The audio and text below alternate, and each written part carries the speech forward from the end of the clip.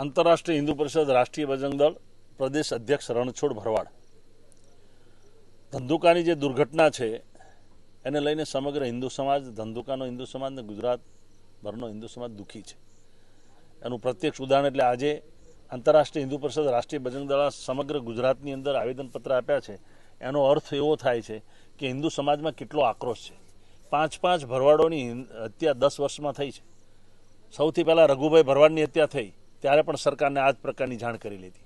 ત્યાર પછી કિશન ભરવાડની હત્યા થઈ ત્યારે પણ આ સ્થિતિ હતી. ત્યાર પછી સતીશ ભરવાડની હત્યા થઈ ત્યારે પણ આ સ્થિતિ હતી. અને આજે ધર્મેશ ગમારાની હત્યા થઈ ત્યારે પણ આશ્વાસન અને એક્શન મૂડમાં છે. અત્યારે પોલીસ એક્શન મૂડમાં છે. કોમ્બિંગ પણ કર્યું છે, હથિયારો પણ પકડ્યા છે, તહોમતદારોને પકડીને જાહેરમાં રેલી કાઢી છે. માત્ર એટલા પૂરતું જરૂરિયાત નથી. હિન્દુ સમાજની સુરક્ષા ત્યારે જ શક્ય બને છે જ્યારે હિન્દુ સલામત રીતે ફરી શકે. રોડ ઉપર ફરતા નાના મોટા ઘટનાઓ બનતી જ હોય છે, કોઈ ટ્રાફિકની ઘટના બનતી હોય છે, પરંતુ હું હથિયાર લઈને નથી ફરતો. જ્યારે આ આતંકવાદી પ્રવૃત્તિ ધરાવનાર, દેશ વિરોધી પ્રવૃત્તિ ધરાવનાર લોકો હથિયાર લઈને ફરી રહ્યા છે અને ઘાતકી હુમલા કરીને ધર્મેશ ગમારા જેવા, કિશન ભરવાડ જેવાની જાહેરમાં હત્યા કરે છે. એટલે સરકાર પાસે માંગણી છે. આંતરરાષ્ટ્રીય હિન્દુ પરિષદના રાષ્ટ્રીય બજરંગ દળ કહી રહ્યું છે કે આ ધર્મેશ ગમારાનો કેસ SITમાં દાખલ કરો અને ઇમરજન્સી ફાસ્ટ કોર્ટમાં ચલાવીને ફાંસી આપો. હિન્દુ સમાજને હું અપીલ કરી રહ્યો છું કે આવા જેહાદી આતંકી પાકિસ્તાન તરફી તત્વોનો જાહેરમાં આર્થિક બહિષ્કાર કરો, એના કમર તોડો, તો જ આ આતંકી પ્રવૃત્તિ દૂર થશે. એટલે આંતરરાષ્ટ્રીય રાષ્ટ્રીય બજરંગ દળ માત્ર કહેતું નથી, સમાજમાં જે રીતે આક્રોશ વ્યક્ત થઈ રહ્યો છે એ ધંધુકાનું આ પ્રત્યક્ષ ઉદાહરણ છે.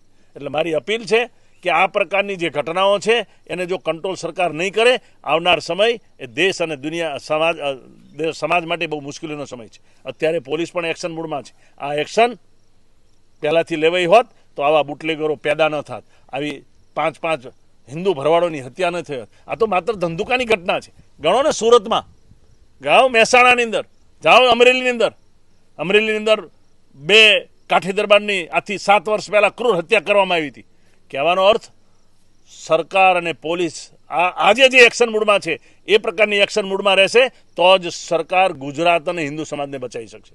એટલે મારી માંગ છે, ફાસ્ટ ટ્રેકની અંદર ધર્મેશ ગમારાનો કેસ ચલાવે, ઇમરજન્સી આવા બિનકાયદેસર પ્રવૃત્તિ કરનાર એની સંપત્તિઓ જપ્ત કરી એના ઉપર આજે બુલડોઝર ફેરવ્યું છે. એ હજી પણ એવા કેટલાય તત્વો છે જેના કાયદેસરના અને બિનકાયદેસરની જે સંપત્તિ છે એના ઉપર બુલડોઝર ચલાવે. અમારી માંગ એ જ છે.